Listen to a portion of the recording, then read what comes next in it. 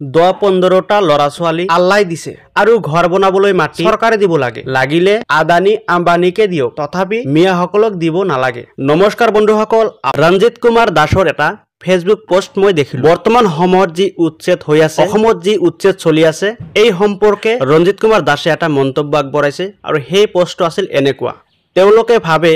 অসমৰ মাটি চৰণীয়া পথাৰ সো এই পোস্টত আমাৰ অসমৰ পৰা বিভিন্নজনে বিভিন্ন ধৰণৰ কমেন্ট কৰিছিল তাৰে ভিতৰত মই আপোনাক কিছুমান কমেন্ট দেখুৱাব বিচাৰিছো ৰাণা অজা নামৰ এই ব্যক্তিজনে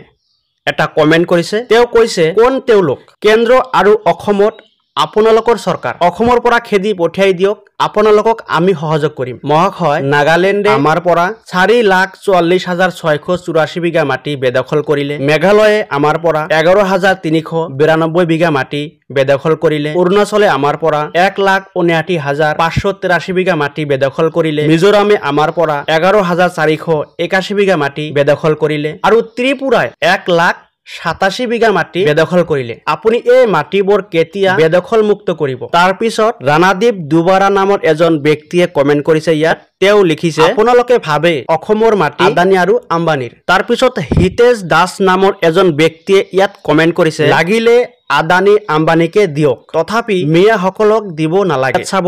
বিজিত